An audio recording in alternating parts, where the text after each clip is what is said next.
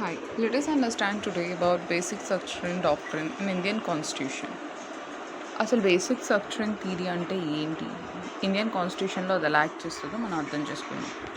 Basic structure and doctrine అనేది basic structure doctrine is one of a fundamental judicial principal.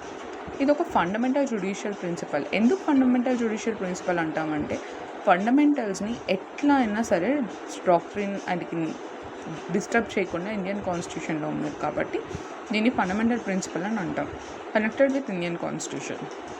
And the next line, the doctrine of the basic structure holds the basic structure of Indian constitution and parliament of India cannot amend the basic features. So ఇక్కడ బేసిక్గా doctrine ఏం చెప్తుందంటే basic స్ట్రక్చర్ను parliament ఎట్టి పరిస్థితుల్లో కూడా disturb చేయకూడదు, దాని basic rules యొక్క ఫౌండేషన్ అలాగే ఉంచాలి. ఫండమెంటల్ రైట్స్ని తీసేస్తే ఇంకా జర్నల్కి డెమోక్రసీ ఏముంటుంది. కానీ ఫ్యూ కేసెస్లో కొన్నిసార్లు బేసిక్ స్ట్రక్చర్ డాక్ట్రిన్ని ఓవర్కమ్ చేసి కాన్స్టిట్యూషన్ని ఓవర్కమ్ చేసి సుప్రీమసీ ఆఫ్ కాన్స్టిట్యూషన్ని దిగజార్చేలాగా పార్లమెంట్ కేసు తీర్పులు చాలా ఉన్నాయి. అలాగా బేసిక్ స్ట్రక్చర్ అనేది ఎవల్యూషన్ అయింది. సో ఈ థియరీని మార్చకూడదని చెప్పి చాలా వరకు క్లాసెస్ మనకి ఉన్నాయి. సో ద పాపులర్ కేస్ ఈ particular basic structure and theory వచ్చేసరికి కేశవానంద భారతి స్టేట్ ఆఫ్ కేరళ అని చెప్పి ఒక పీఠాధిపతి కేశవానంద భారతి అని వాళ్ళ 300 ఎకరాలది ఒక కేసు ఉంటే దాన్ని supreme court right to the property అన్నది అమాండ్ చేసి వాళ్ళు తీసుకొని అసైన్మెంట్స్ చేస్తున్నప్పుడు కేసు. సో అసలు బేసిక్ స్ట్రక్చర్ అండ్ థియరీ అంటే ఏంటో అర్థం చేసుకోండి. ఇన్స్టెంట్ లైక్ 368 అనే ఆర్టికల్ పార్లమెంట్కి ఎమాండ్ చేసి లైక్ కాన్స్టిట్యూషన్లో నుంచి ఎమాండ్ చేసి శక్తిని ఇస్తుంది.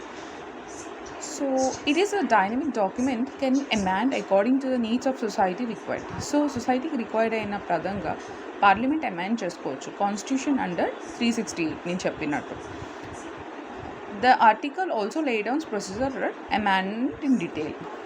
ఈ ఆర్టికల్లో అమెండ్మెంట్ కోసం క్లియర్గా ఉంది. And the doctrine of basic structure and theory is nothing but a judicial innovation to the ensure that the power of amendment to misuse by the parliament. So amendment అనే పవర్ని మిస్యూజ్ చేయకుండా ఉండడానికి basic structure and future start చేశారు. ఈ power ప్రజలకు ఎటువంటి నష్టాన్ని కలిగించకూడదని constitution యొక్క పరిమాణం. Indian constitution upholds certain principles where are governing rules of parliament and cannot amend these principles. This is what a doctrine, structure and theory. The doctrine has were present always over years. It has been propounded and upheld the judicial affairs in the country. So ఈ conclusion ఈ theory తర్వాత ఏం అర్థమైందంటే like ఇప్పుడున్న present amendments కానీ judicial officers కానీ ఈ basic structure థియరీని రద్దు చేసి ఏది అమెండ్ చేయడానికి అవ్వదు. So right to property in the like ఇప్పుడు ఒక ఫండమెంటల్ రైట్ కాదు, కానీ ఒకవేళ గవర్నమెంట్ వాళ్ళని తీసుకోవాలనుకుంటే ఏదైనా తీసేసుకోవచ్చు.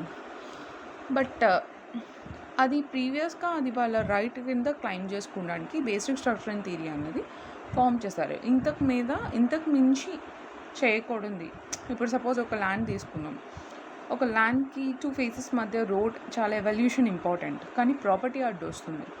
ఇప్పుడు బేసిక్ స్ట్రక్చర్ అండ్ థియరీని అప్లై చేసుకుంటే వందల ప్రజలు నష్టపోతారు. So depending of the case seriousness the act should be impeded. So ఇలానే జరగాలని చెప్పలేం, కానీ బేసిక్ ద కేస్ యొక్క ఇంటెంట్ వల్ల ఇచ్చే తీర్పు వల్ల వచ్చే ఫలితాలని 100 మందికి మంచిది అనుకుంటే అలాంటి తీర్పు ఇస్తారు.